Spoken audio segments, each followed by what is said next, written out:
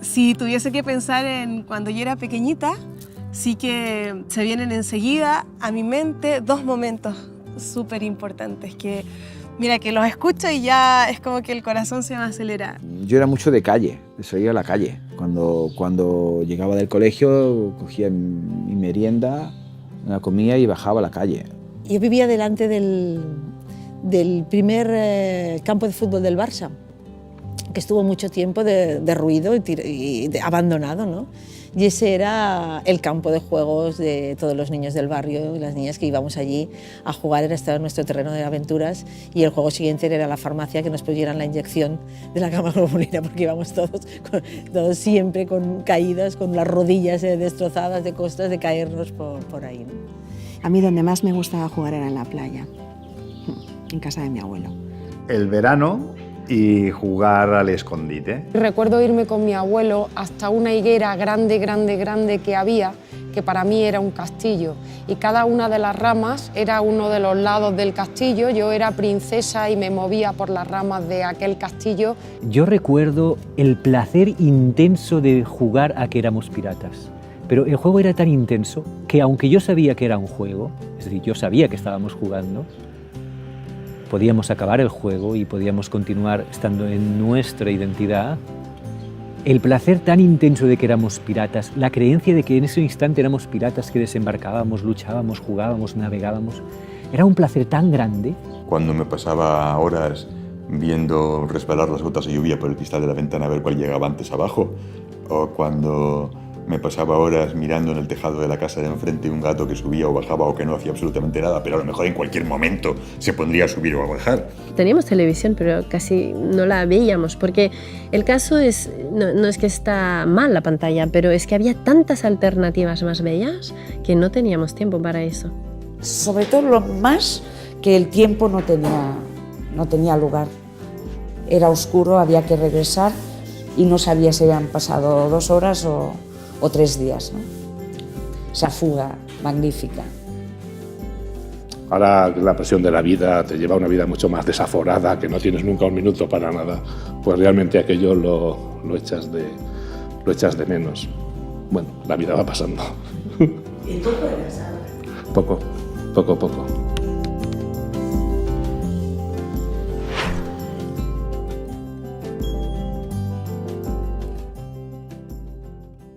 En la Convención de los Derechos del Niño, que se firmó en Nueva York justo 25 años antes, al artículo 31 se prevé que los niños tienen derecho a jugar.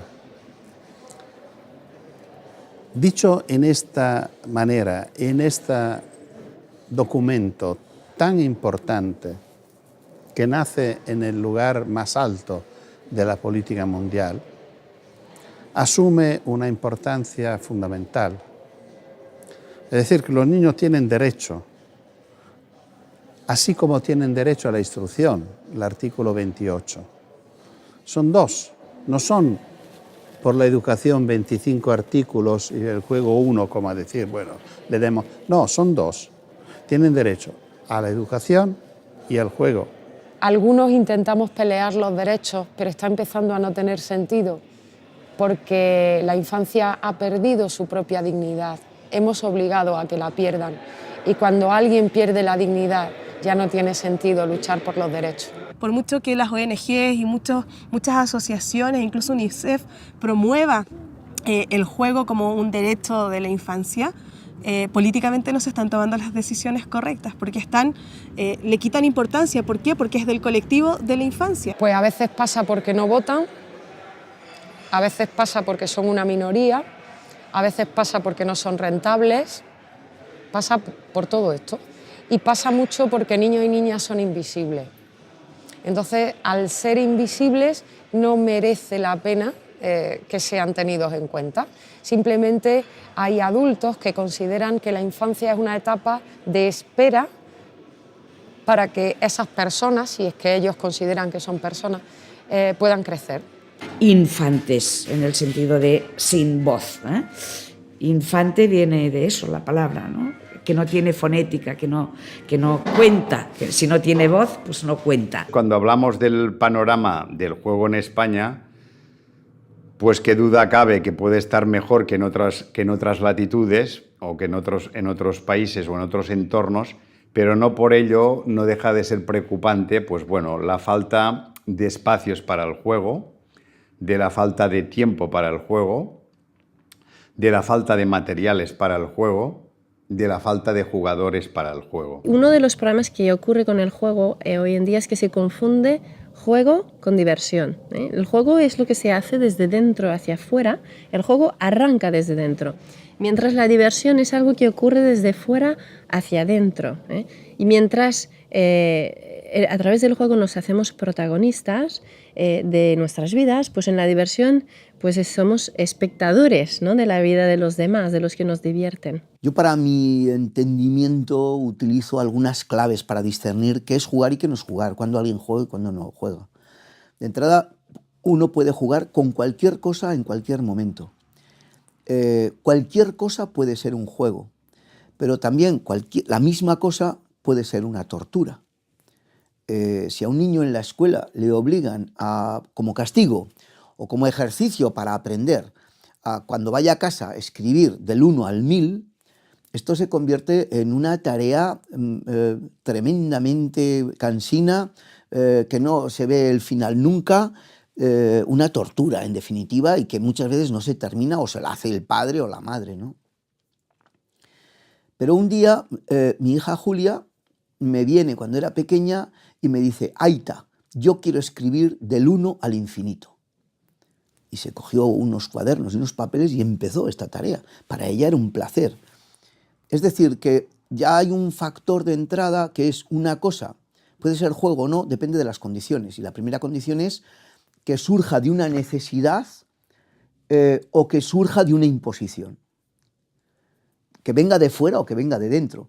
Pero a veces un niño puede querer jugar a una cosa que aparentemente viene de dentro, pero que ha sido condicionada ya. O sea que a veces es complicado esto, ¿no?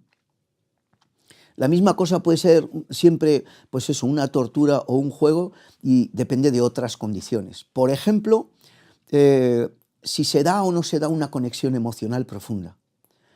Es decir, si lo que viene es de fuera, aunque luego parezca que surja de dentro, no suele tener esa conexión emocional profunda. Y ves que es una tarea que se abandona.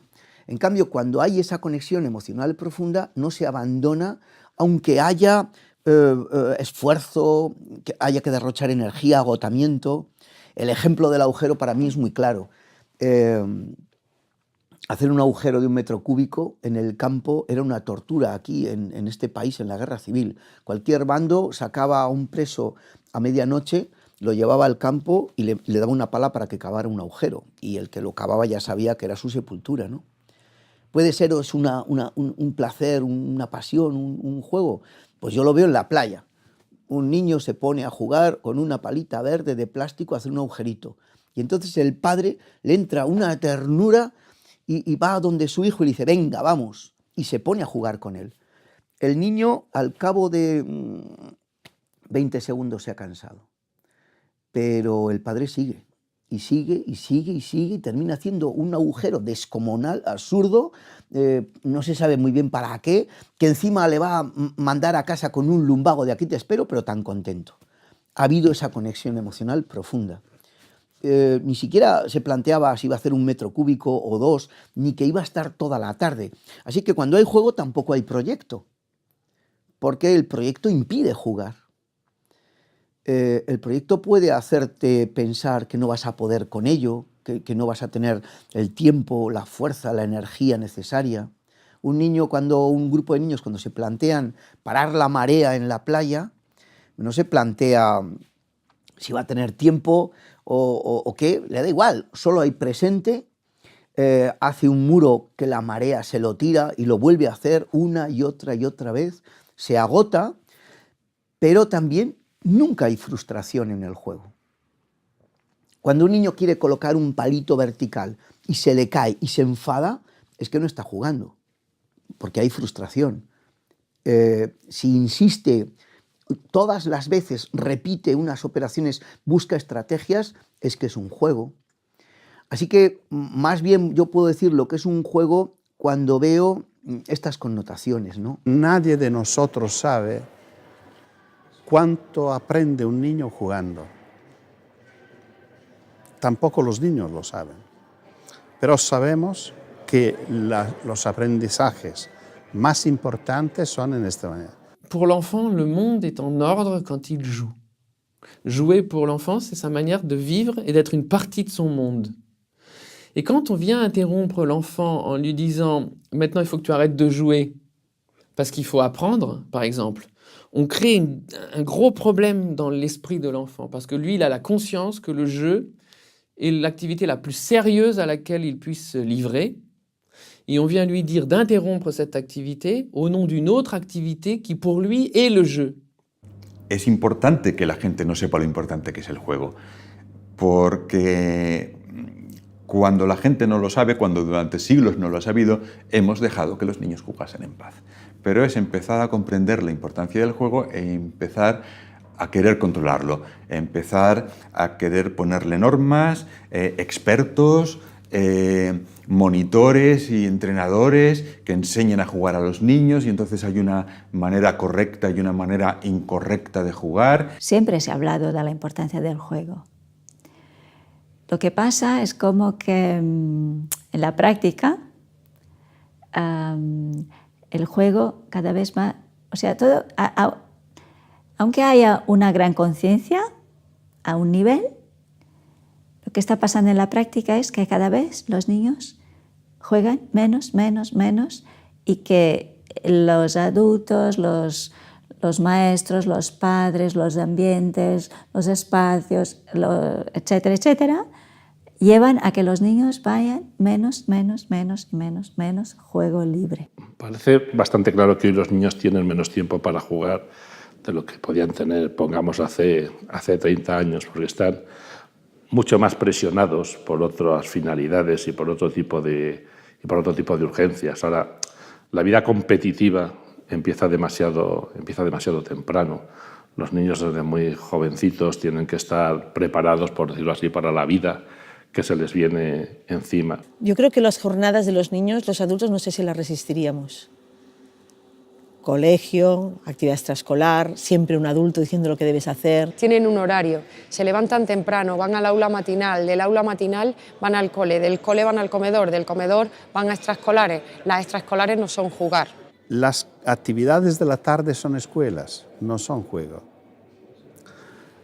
Hoy por un niño es muy fácil estudiar fútbol, es casi imposible jugar a la pelota. Pienso que nos estamos pasando, que estamos, sí, posiblemente capacitándoles para muchas cosas, dándoles un currículum muy rico, pero luego les va a faltar la identidad, el quién soy yo, el de dónde vengo, a dónde quiero ir.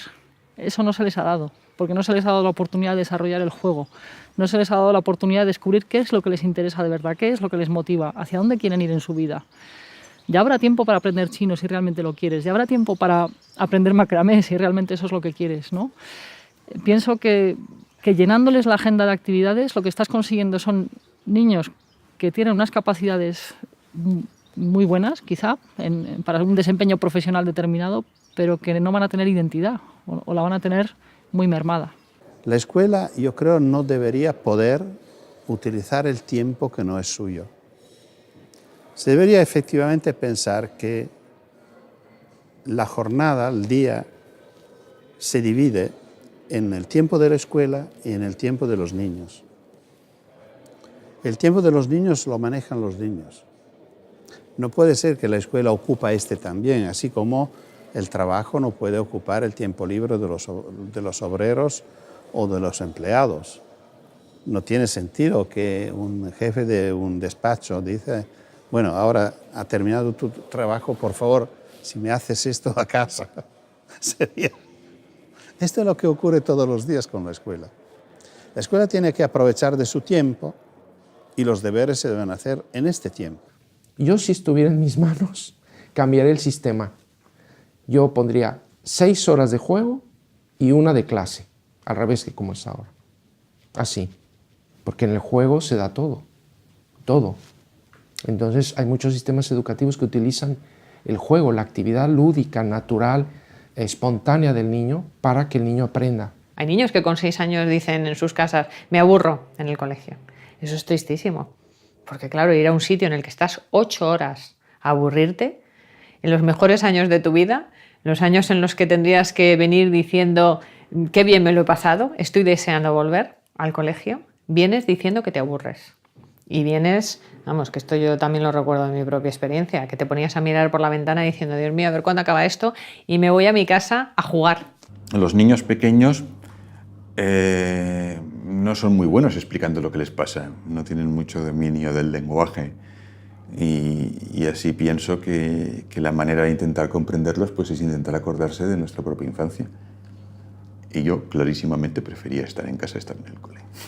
Si bien es cierto, existen este tipo de escuelas por distintos lugares de España en que respetan muchísimo los espacios familiares y entonces intentan que la mayor carga académica, entre comillas, vaya en el mismo colegio y que entonces en la casa se puedan trabajar hábitos, pero desde lo que la familia decida. En este caso, pues sí que son niños y niñas que pueden disponer de tiempo para explorar en otras situaciones que no son tan artificiales quizá como lo que intentamos promover en algunas escuelas. O sea, aparte más de su vida. Me parece a mí que hoy día tenemos un tremendo problema porque muchos niños, niñas y muchos jóvenes no tienen tiempo para sí mismos.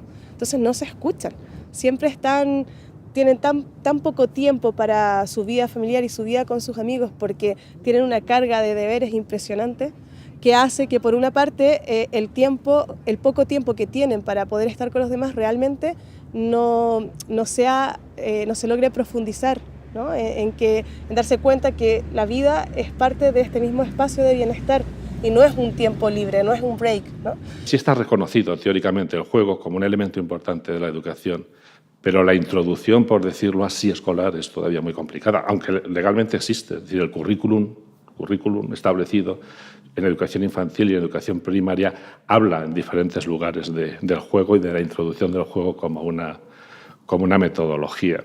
El juego en la educación formal se plantea, se considera, pero siempre mucho más en las primeras etapas en la educación infantil que, por ejemplo, en la primaria, en la cual disminuye, y sobre todo en la secundaria y no digamos ya en la universidad, ¿no?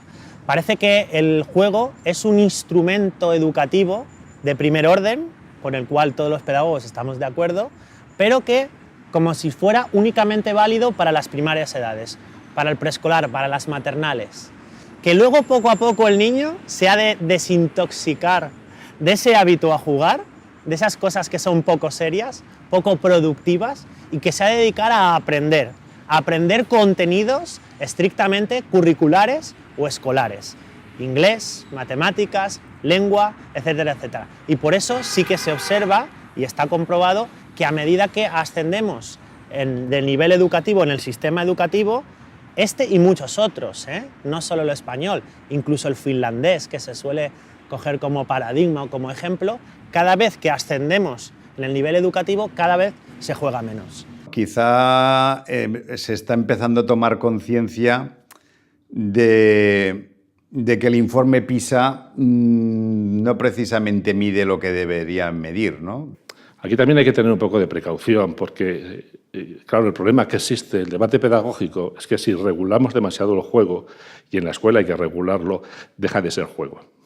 Entonces, las propias escuelas y los maestros, cuando hablamos con ellos en esta investigación de la que te hablaba, ellos mismos nos dicen que, bueno, que sí, que esto está muy bien, utilizar didácticamente el juego, pero que sobre todo lo que hay que fomentar, y aquí sobre todo en el recreo, es el juego espontáneo, es decir, que los niños jueguen un poco a lo que quieran, donde quieran y como quieran. Es como la adivinanza del silencio, ¿no? Que es aquello que se rompe con solo nombrarlo. El silencio, pues con el juego pasa algo parecido, ¿no? Desde las políticas educativas, sobre todo las relativas a la infancia, plantear la necesidad de que los niños aprenden libremente a través del juego. Y aprenden, pues eso, el respeto, aprenden valores, aprenden normas, descubren, ensayan, se equivocan, repiten, y todo eso no lo pueden hacer sentados garabateando, ¿no? Y repitiendo la grafía de una letra una y otra vez, ¿no? Siempre vamos hablando y nos llenamos la boca de lo importante que es el error y que el juego pues, te permite equivocarte 1000 veces, pero a la que te equivoques, entre comillas, en algún proyecto, pues entonces eres castigado por eso, o en un examen o en lo que sea.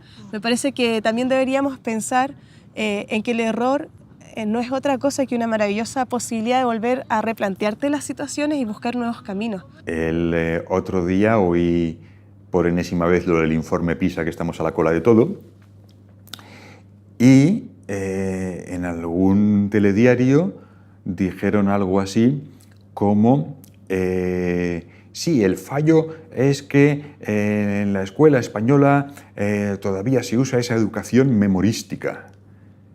Y mi esposa y yo al instante exclamamos, memorística, pero si no aprenden nada. Esto es un argumento que yo escucho mucho. Es que la presión de las familias, y además cada vez hay más presión, nuevas tecnologías, inglés, ese tipo de aprendizajes que las familias sí que presionan especialmente. Una de las dificultades más grandes que tienen las escuelas públicas, que están generando un movimiento de trabajar por ambientes preparados, son por un lado el temor que tienen las familias de cuando les preguntan a sus hijos cuando llegan a casa y les preguntan ¿qué hiciste hoy día?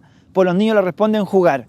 Es como que les entra un terror a los papás de qué terrible, que en esta escuela lo único que saben hacer es jugar. También es verdad que desde el punto de vista de los padres parece que jugar es algo parecido a perder el tiempo, ¿no? Nos parece que tienen que aprender inglés, tienen que aprender un montón de cosas y que se pongan a jugar es, bueno, cuando hayas hecho todo lo que tengas que hacer, ponte a jugar. Y nosotros podemos jugar con nuestros hijos. Claro que sí, claro que sí. Lo importante es que sea divertido, que no sea una obligación.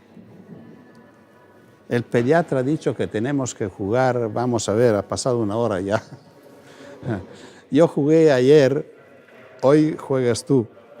No, esto significa que no estamos jugando, estamos haciendo deberes. El juego es una emoción, tiene que ser una emoción. Si no emociona, no hay juego. Hay rutina, hay costumbre, pero no es juego. O sea, jugar no es entretener. Los niños no necesitan que les entretengamos. Necesitan que les dejemos libertad para probarse, medirse y jugarse. El verbo jugar no se puede conjugar con el verbo acompañar. Solo se puede conjugar con el verbo dejar. Es complicado, tenemos miedo, lo que queréis, pero si queréis que juegue, tenéis que dejarlo jugar.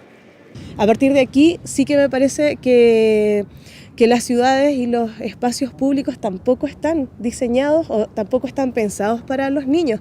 La infancia en sí misma, yo creo que la sociedad ha infantilizado la infancia y ese es un error. O sea, tenemos parques aquí mismo que los niños no pueden jugar a la pelota, están llenos de normas y de normas que también tenemos que replantearnos si son necesarias o no. No se trata de construir ciudades adaptadas a los niños, sino que yo siento que tenemos que replantearnos situaciones para que estos niños puedan vivir en un espacio más democrático e intervenir ya en los planes reguladores de cada pueblo, de cada ciudad, y diseñar cómo quieren que sean sus espacios. A mí me sorprende, ainda hai pouco estuve non quero dicir a cidade porque senón quedaría mal, ¿no? Pero nun barrio e ver cartéis de prohibido xogar a pelota na plaza. Oiga, mira usted, non entendes?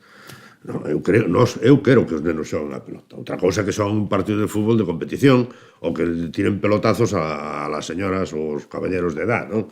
Outra cousa que xoguen de forma tal e non pasa absolutamente nada, non?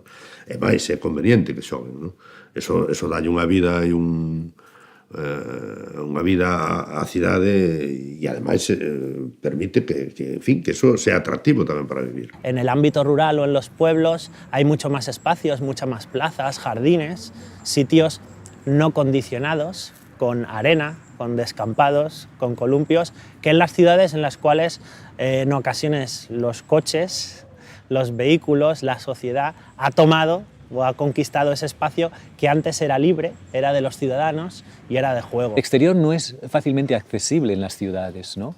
El niño no puede correr en casa, y para salir al exterior necesita de la presencia de un adulto, entonces tiene que ir a un lugar determinado para poder correr, ¿no? Donde hay muchos niños, los parques masificados, con un exceso de ruido por parte de los coches, ¿no? Nos encontramos con que un juego libre que se hacía antes en espacios donde el adulto no controlaba, ahora esos espacios han desaparecido. Cuando van al parque van con adultos que de alguna forma intervienen en las distintas fases del juego de sus hijos, incluso cuando están jugando con amigos intervienen, y los niños no necesitan intervenciones, precisamente cuando aprenden es cuando no interviene un adulto que proteja. En casa le tenemos su cuarto, en la ciudad su parque o su ludoteca. Hacemos de todo porque no estén en el medio, para no encontrarlo, para que no molesten. Ahora, molestar es un elemento fundamental del desarrollo. Los espacios no están pensados desde el punto de vista de las necesidades infantiles. Los lavabos son muy altos, las jarras de servirse el agua son muy grandes, la cocina está así elevada, comemos en mesas elevadas donde los niños no pueden tocar el suelo, casi no se pueden mover. Todo esto no tiene sentido, ¿no? Los parques infantiles para mí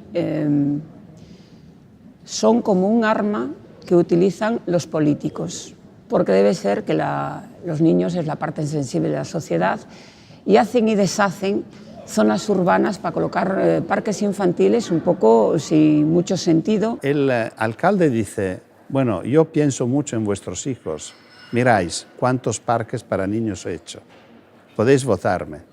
Y los padres dicen, qué buen alcalde que tenemos, que piensa en nuestros hijos. A los niños no piensa nadie, porque esto con el juego de los niños no tiene nada que ver.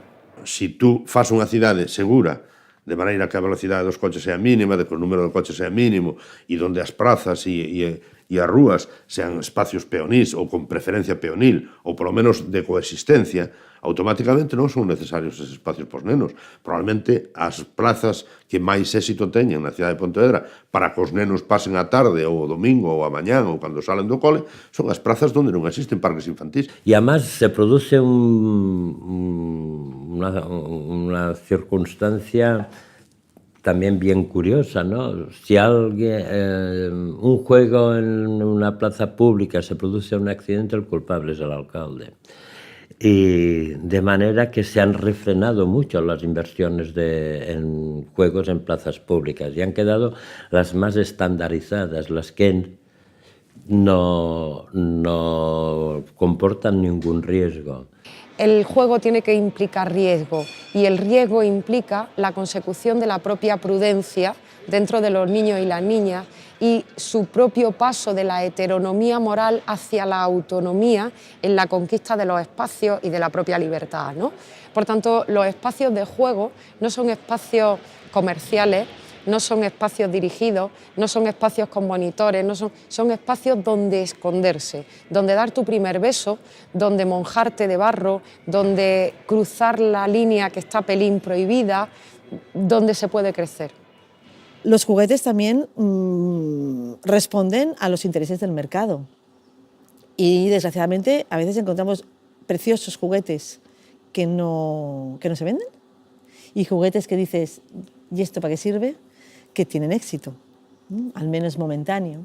Y ahí también eso a veces hace que no siempre, a pesar de que hay muy buenos juguetes, no siempre, digamos, el repertorio lúdico de los juguetes en una casa sea el más adecuado, ¿no? Y yo creo que los juguetes, en la medida en que se convierten en una mercancía, pues entran en toda la dinámica de las mercancías, de la publicidad, de tratar de convencerte que no puedes ser feliz si no tienes esa muñeca o ese balón o ese...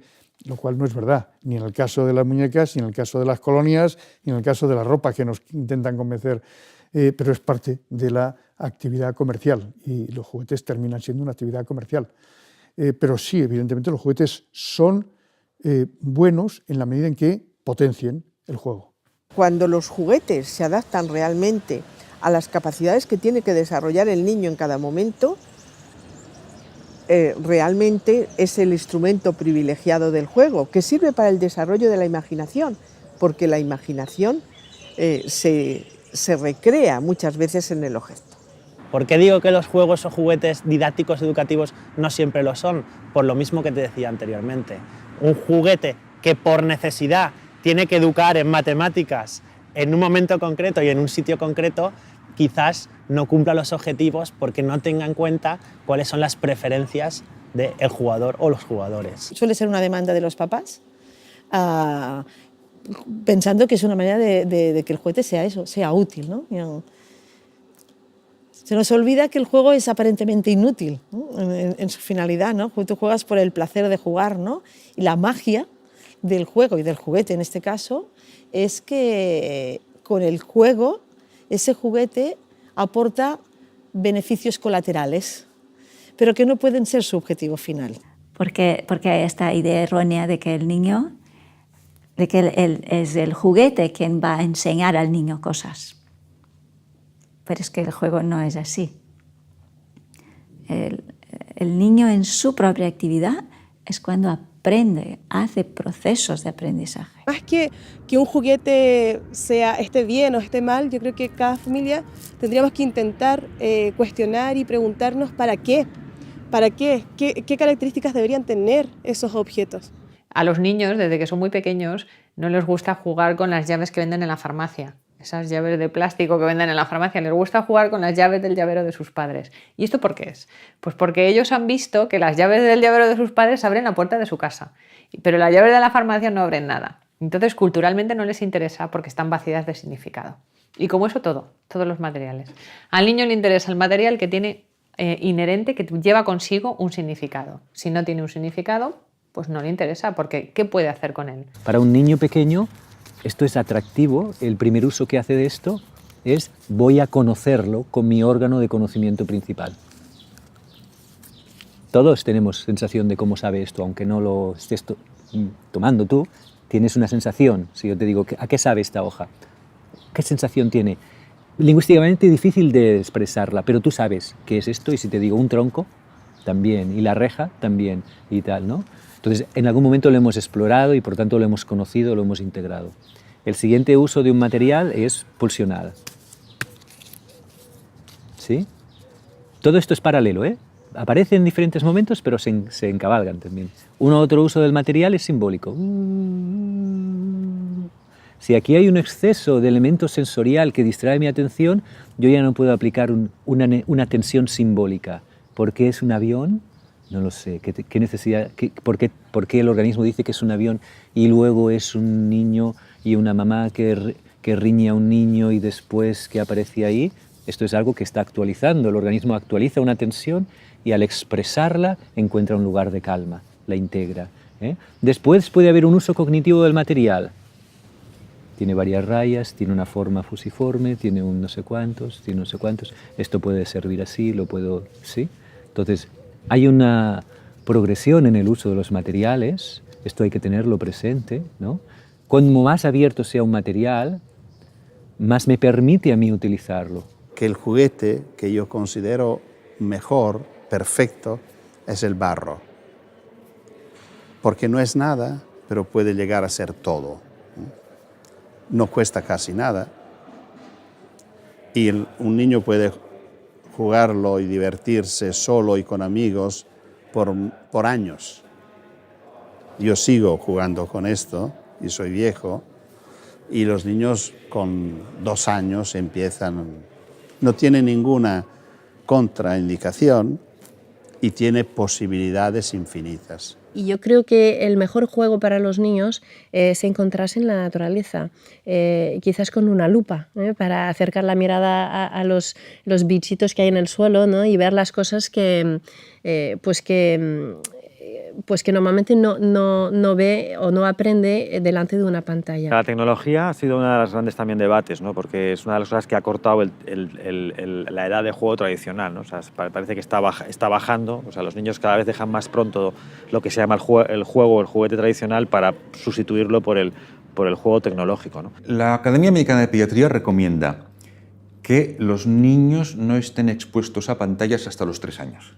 Y pantallas significa televisiones, tabletas, ordenadores, videoconsolas, teléfonos inteligentes, teléfonos medio tontos, cualquier tipo de pantalla.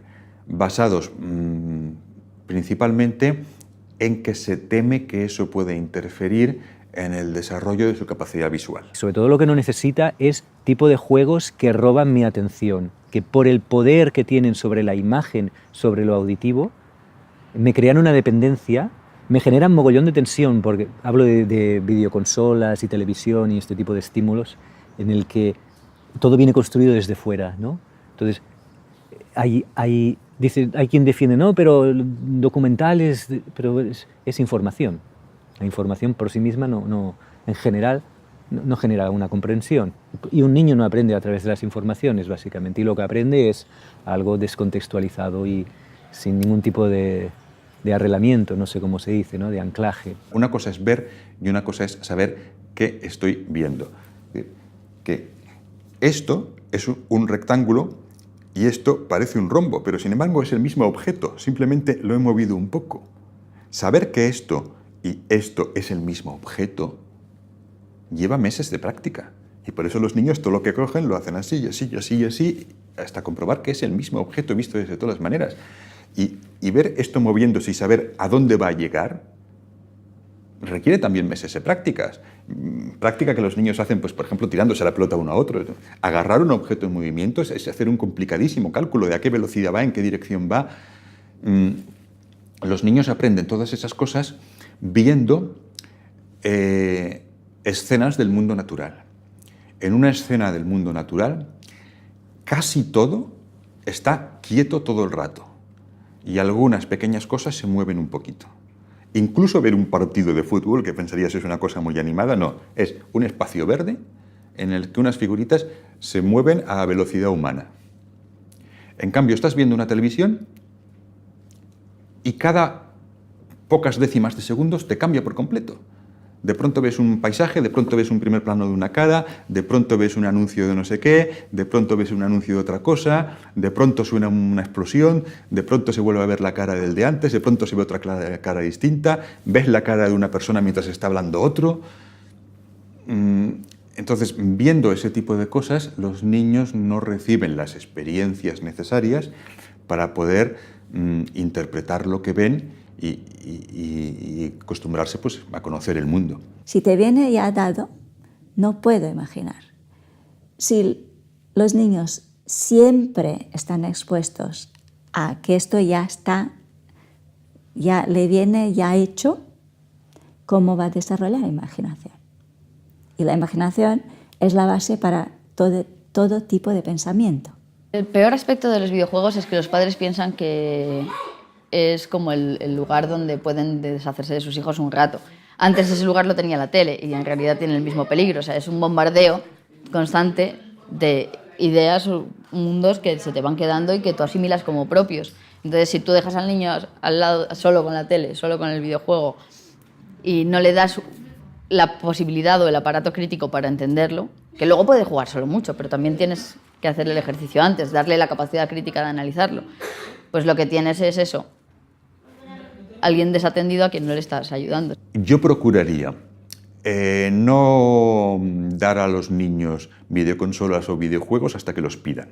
Es decir, nunca pensar que la iniciativa debe ser tuya, nunca pensar que los videojuegos son buenos porque estimulan al niño y porque son educativos. No, eso no existe. Los videojuegos no son educativos, ni aprendes informática, ni aprendes formas y colores, ni aprendes nada que no hubieras podido aprender mucho mejor haciendo otra cosa. No hay que decir videojuegos no, niño. Porque si tú al niño le dices videojuegos no, tú eres una persona que me está diciendo esto no, aunque seas mi madre, mi amigo, lo que sea. Esto es toda una industria, toda una sociedad que me está diciendo esto, quiere esto. O sea, no vas a conseguir nada diciendo no, solo que lo quiera más. Si dices, vale, ¿quieres esto? Vale. Vamos a sentarnos, vamos a jugar a esto, vamos a ver qué pasa en esto. ¿Y por qué el personaje está haciendo eso? ¿Y quién eres tú en este juego? ¿Y qué motivación tienes? ¿Y con qué? Si vas analizando todos los puntos, ¿y qué crees que te quieren decir en el juego con esto? El niño puede ser capaz de entender eso. O sea, lo que hay que darle no es el no al videojuego porque vas a quedarte en casa y no vas a jugar. Si tú lo prohíbes o lo vetas o le dices no lo vas a tener, no estás consiguiendo nada. De hecho, lo único que estás haciendo es hacer a los niños mucho más vulnerables ante todo ese aparato publicitario. Mientras que si tú te sientas con ellos y les das las herramientas para analizarlo, les estás haciendo más autónomos y que puedan tomar una decisión cuando se les presenta el gran anuncio o otras alternativas.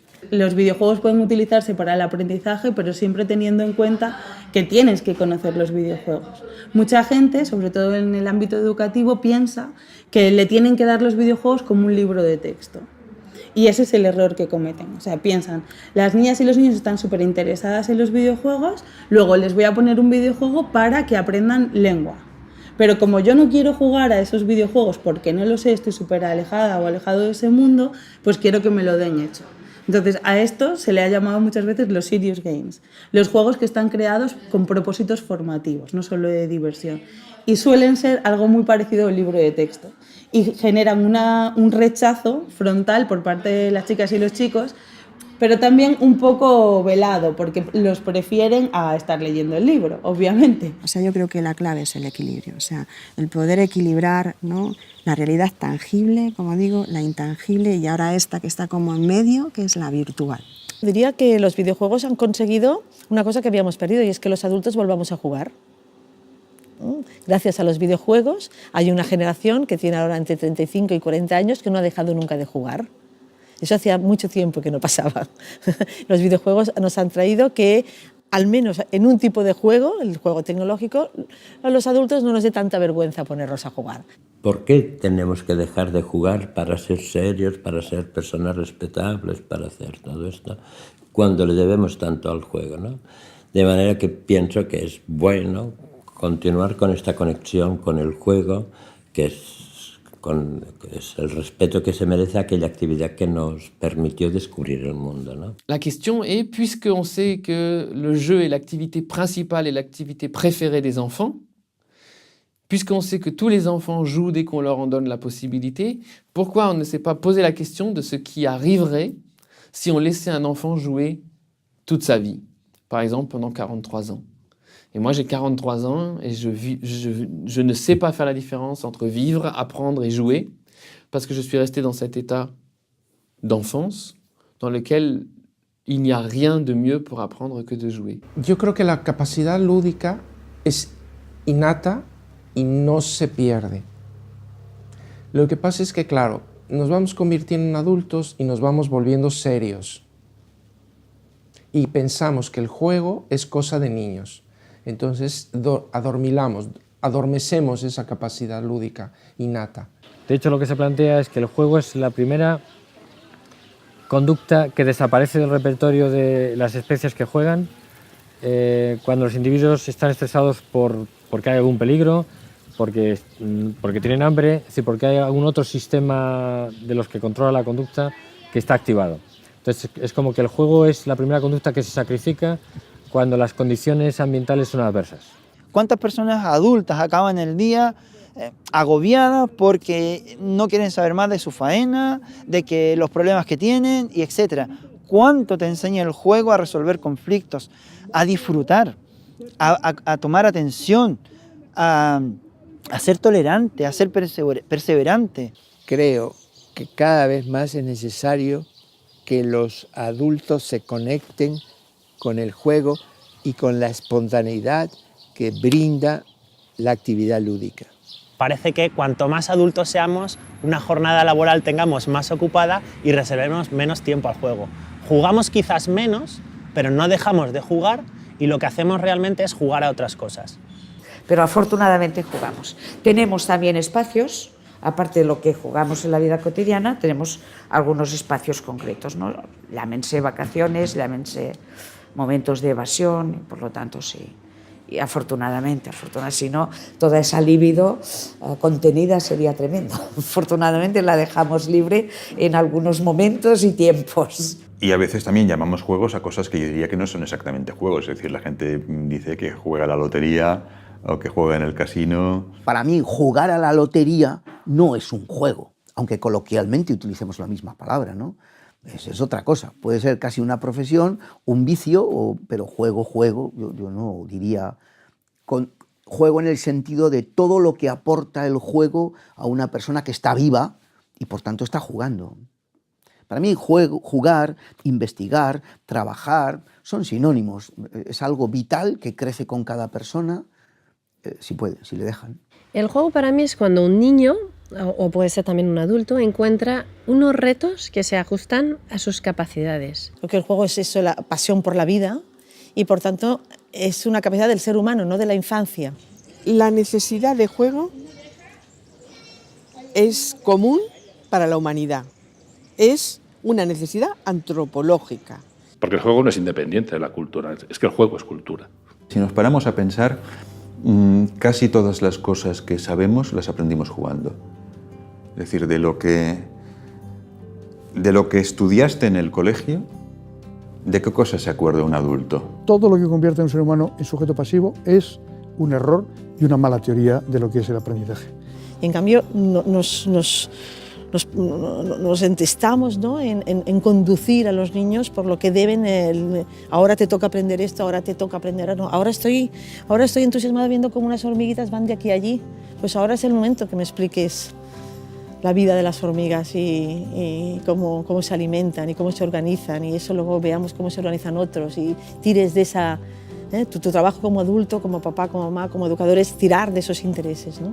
Porque el día que ya no tengamos imaginación no vamos a salir adelante, porque la imaginación es lo que nos permite encontrar caminos distintos a los ya caminados en la historia. Para mí, jugar es algo inseparable de vivir, en el sentido profundo del término. Y a los que les preocupa tanto si aprenden o qué aprenden los niños, yo les invito a pasar tiempo viéndolos jugar espontáneamente, porque se van a relajar, porque desde mi punto de vista aprenden todo lo que se supone que deberían de aprender a nivel de contenidos de aprendizaje, pero además aprenden más, que es a estar centrados en sí mismos y a estar conviviendo con otros. Hoy casi estamos viviendo al contrario, que un buen padre es lo que nunca deja salir solo su hijo. Posiblemente por la mano, posiblemente en un coche, porque el coche en alguna manera se considera como un apéndice de la casa. Si lo llevo en coche casi es como si no saliera. Bueno, si todo esto es verdad, la experiencia del juego como experiencia de autonomía es casi imposible. Tanto que se están desarrollando una serie de sustitutos que llamamos juego, que no son juegos. La mirada del adulto sobre lo que es el juego es tan pobre. Es una mirada tan pobre de lo que significa eso. Si entendiéramos lo que es realmente el juego, básicamente crearíamos un entorno donde los niños están bien cuidados y juegan. Y el niño construye mundos y tiene necesidades de descubrir otras cosas, y el adulto entonces acompaña eso. Tenía un par de citas que me parecieron súper interesantes, que las ha escrito Montessori y que yo creo que resumen un poco lo que hemos podido compartir hoy día. Mira, dice, es el trabajo exigido a la fuerza lo que cansa. El trabajo obligado e impuesto, eso es lo que cansa. Pero si uno puede asimilar el trabajo espiritualmente, es decir, el trabajo que de alguna manera satisface tu espíritu, entonces se convierte en un juego y uno se siente fuerte, feliz y más descansado. Cuando juegas, te sientes fuerte, feliz y descansado.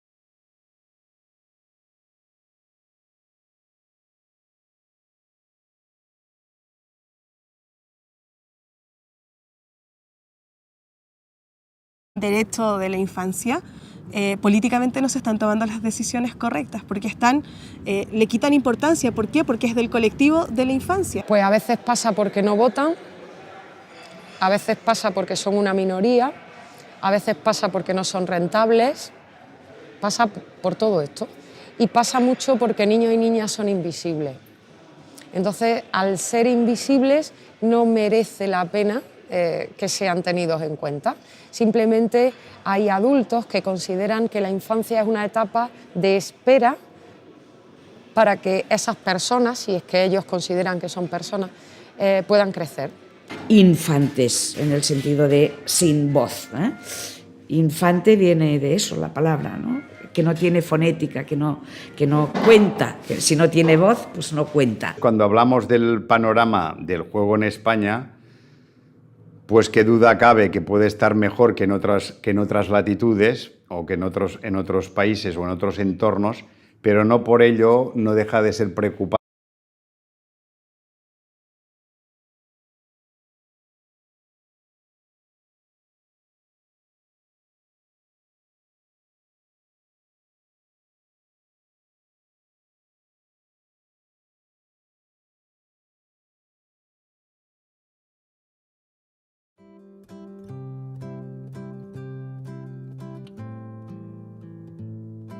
Si tuviese que pensar en cuando yo era pequeñita, sí que se vienen enseguida a mi mente dos momentos súper importantes que, mira, que los escucho y ya es como que el corazón se me acelera. Yo era mucho de calle, de salir a la calle. Cuando llegaba del colegio, cogía mi merienda, la comía y bajaba a la calle.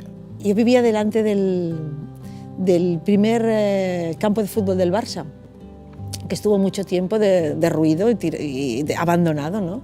Y ese era el campo de juegos de todos los niños del barrio y las niñas que íbamos allí a jugar, era nuestro terreno de aventuras, y el juego siguiente era la farmacia que nos pudiera. Se prevé que los niños tienen derecho a jugar. Dicho en esta manera, en este documento tan importante, que nace en el lugar más alto de la política mundial, asume una importancia fundamental. Es decir, que los niños tienen derecho, así como tienen derecho a la instrucción, el artículo 28. Son dos, no son por la educación 25 artículos y el juego uno, como a decir, bueno, le demos. No, son dos. Tienen derecho a la educación y al juego. Algunos intentamos pelear los derechos, pero está empezando a no tener sentido, porque la infancia ha perdido su propia dignidad. Hemos obligado a que la pierdan, y cuando alguien pierde la dignidad, ya no tiene sentido luchar por los derechos. Por mucho que las ONGs y muchas asociaciones, incluso UNICEF, promueva el juego como la inyección de la cama globulina, porque íbamos todos siempre con caídas, con las rodillas destrozadas de costas de caernos por ahí, ¿no?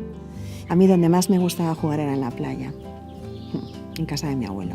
El verano y jugar al escondite. Recuerdo irme con mi abuelo hasta una higuera grande que había, que para mí era un castillo, y cada una de las ramas era uno de los lados del castillo. Yo era princesa y me movía por las ramas de aquel castillo.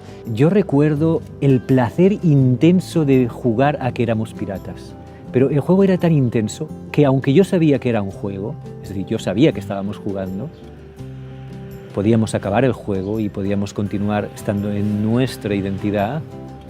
El placer tan intenso de que éramos piratas, la creencia de que en ese instante éramos piratas, que desembarcábamos, luchábamos, jugábamos, navegábamos, era un placer tan grande. Cuando me pasaba horas viendo resbalar las gotas de lluvia por el cristal de la ventana a ver cuál llegaba antes abajo, o cuando me pasaba horas mirando en el tejado de la casa de enfrente un gato que subía o bajaba o que no hacía absolutamente nada, pero a lo mejor en cualquier momento se pondría a subir o a bajar. Teníamos televisión, pero casi no la veíamos, porque el caso es, no es que está mal la pantalla, pero es que había tantas alternativas más bellas que no teníamos tiempo para eso. Sobre todo lo más que el tiempo no tenía lugar. Era oscuro, había que regresar y no sabía si habían pasado 2 horas o 3 días, ¿no? esa fuga magnífica. Ahora la presión de la vida te lleva a una vida mucho más desaforada, que no tienes nunca un minuto para nada, pues realmente aquello lo echas de menos. Bueno, la vida va pasando. ¿Y tú juegas ahora? Poco.